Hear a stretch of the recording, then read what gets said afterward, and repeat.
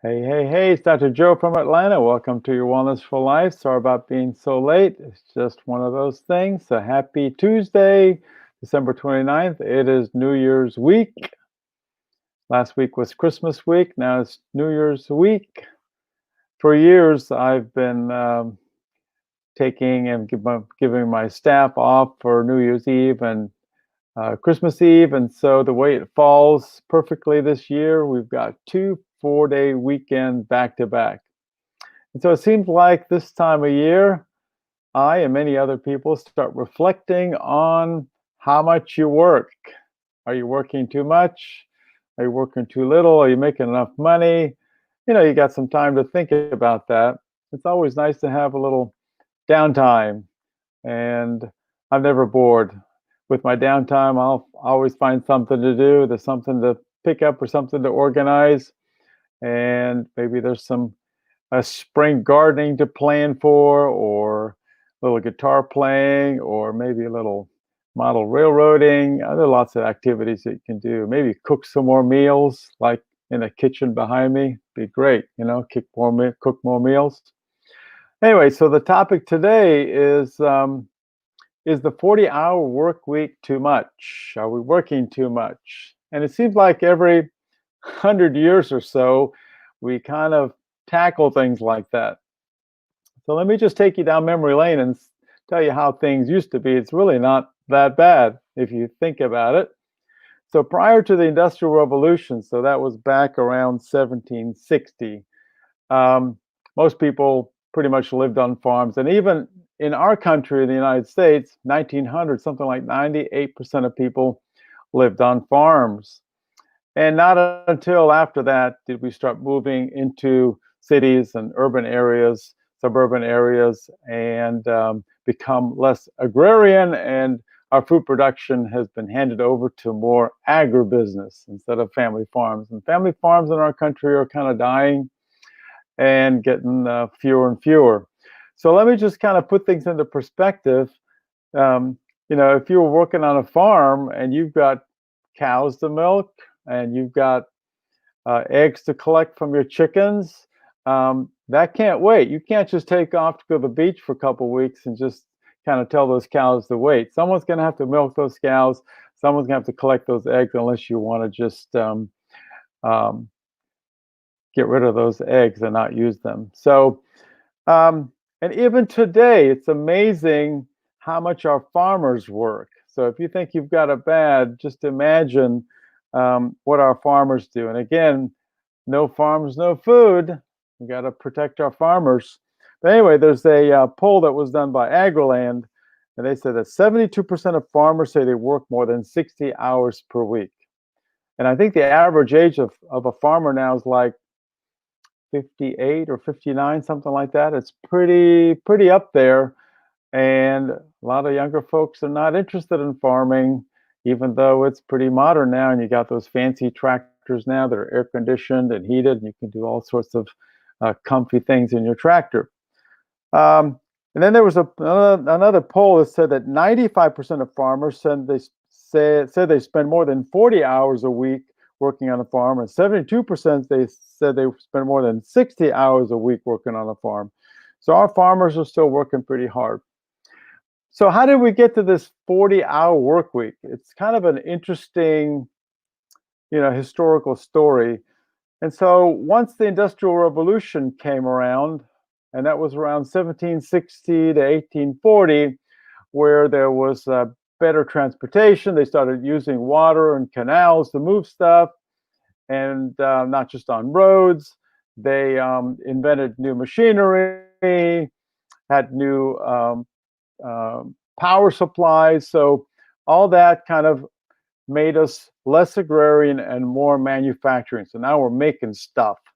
And so when you're making stuff, you need, at least back then, you didn't have your robots, so you had to use people to work. And unfortunately, a lot of children worked in factories. And back then, it was not unusual for people to work 100 hours a week. Can you imagine? And these were 10 and 16-hour shifts. So 6 days a week. So how does that get challenged? Well, in 1866, the National Labor Union asked Congress to pass a law mandating the 8-hour workday, and that law was actually not passed. And then not until the early 1900s did many industries adopt an 8-hour workday, but most people were still working 6 days a week. Can you imagine not having that prize weekend, having to work every Saturday, maybe just having Sunday off for worship? That'd be kind of a bummer if that was, day in, day out for your working life. And it was not until Henry Ford, so maybe we can, a lot of people say we can credit Ford for the 40-hour work week. And what he found out is that when he allowed his workers to go from a 40-hour a week, 48 hours a week work, so 8-hour days and 6 days a week, removing one day, going to 8-hour shifts for 5 days a week, he noticed that his workers became more productive. And that kind of got the ball rolling. Lots of other industries then said, maybe if we're not overworked and it leads to lower turnover of employees, you have less injuries, less disengagement, and more productivity and less health issues. There's pretty good evidence now that if you are overworked and overtired, that it affects your health. So now we're going from working 100 hours a week to working 48 to 40 hours a week. But and so we can probably credit Henry Ford for that. So, but there's lots of interesting psychology to this, and there was a German psychologist. His name was Hugo Munsterberg, and he basically was the founder of what's called applied psychology, and he wrote a book called Psychology and Industrial Efficiency. And he basically noticed that working more than 40 hours a week benefits no one. Pretty impressive. So, and just fairly recently, in 2004, that was just 16 years ago or so, the CDC published a summary of 52 applied psychology studies showing the negative impact of overwork. And they basically concluded that people who regularly work overtime are less healthy than those who don't. They gain more weight. Maybe that's part of our obesity and overweight crisis in our country. 1 out of 3 are obese, 2 out of 3 overweight. Maybe it's just because we're overworked. They fall ill and get injured on the job. Makes sense. People that are overworked and work more than 40 hours a week are less alert, more likely to make mistakes after the 8th hour of work. And I guess that's why surgeons like to operate first thing in the morning, because we're kind of fresh and our brain is functioning. And as the day goes by, you become a little bit less alert. And then finally, people who routinely work extended hours and overtime are less productive than those who work 8 hours a day or 40 hours a week. And that's what the CDC concluded.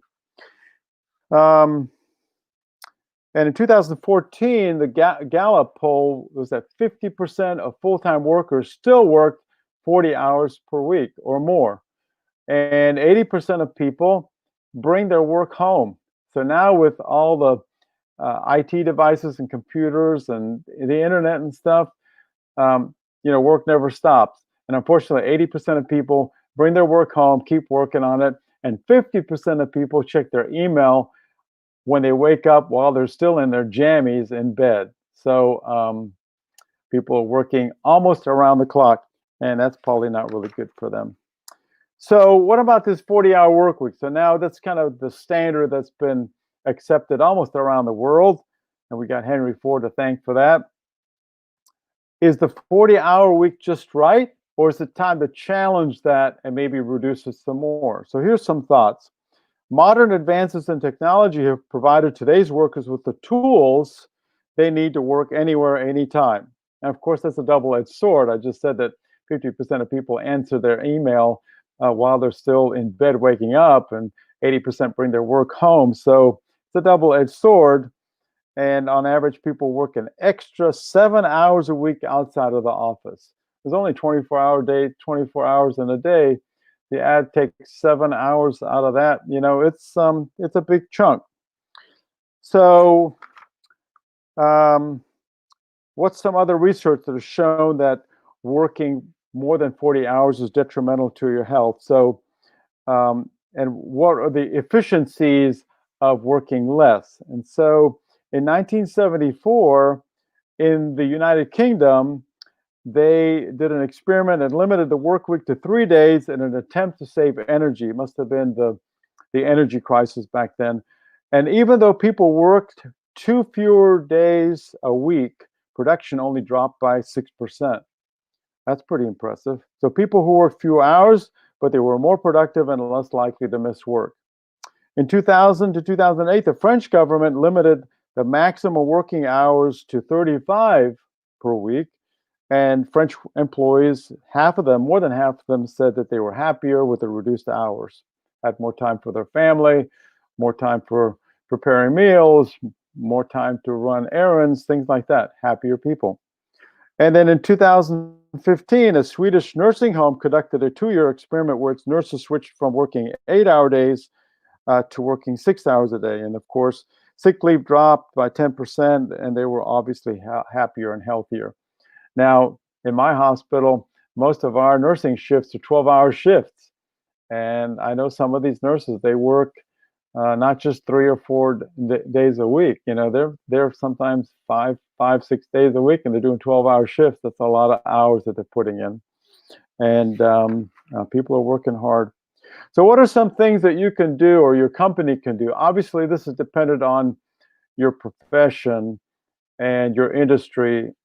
And for some people, they have to have a job where someone tells them what to do. So to be home-based or to take your work home and then be productive, for some people, that's really not their cup of tea. They need to go to an office, they need to be stimulated, they need to be told by their boss what they need to accomplish every single day.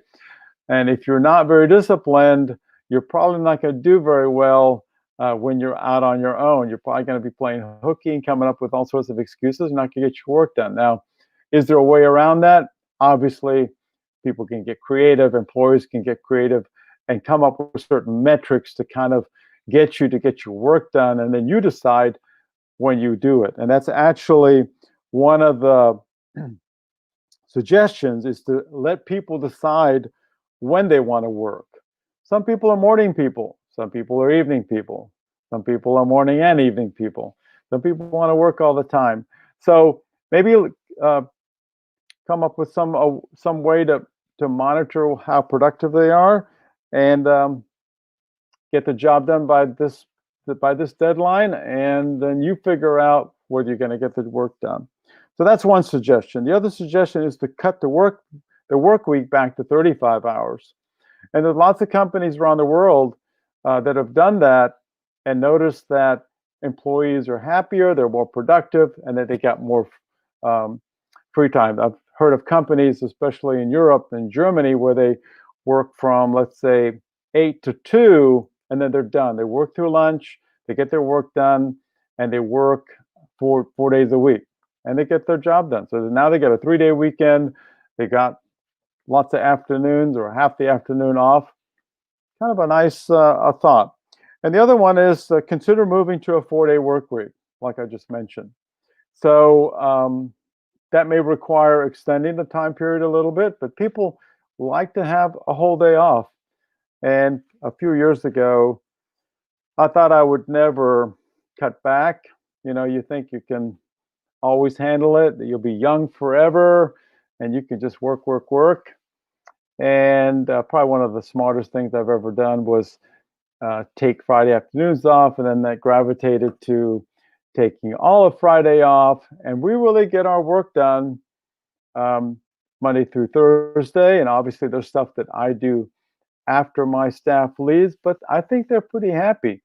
And maybe when we stop doing obstetrics, we might be able to go to a 3-day work week. I remember us Kelly mentioning it today, that maybe we could go work just Tuesday, Wednesday, Thursday and have a 4-day weekend. That'd be nice. All right, so I hope this resonates with you. And, you know, people are going to start challenging that 4-day work week. And I'm sure the pandemic has had a lot to do with that, forcing a lot of people to work from home. And ultimately, there are lots of options that you could pursue. And there's some home-based businesses where you are the boss and you determine your work hours.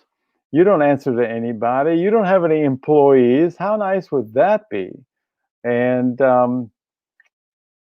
if that resonates with you, reach out to me, send me a comment, and we can discuss that further. So, on that note, we're heading towards the new year and only a couple more days left. And we're going to have New Year's Eve, then we're going to have New Year's Day. We're going to turn the clock on this year, going from 2020 to 2021. And hopefully, it'll be a better one for us. So, I wish you a blessed evening. Get some rest, and we'll catch you all tomorrow. Bye.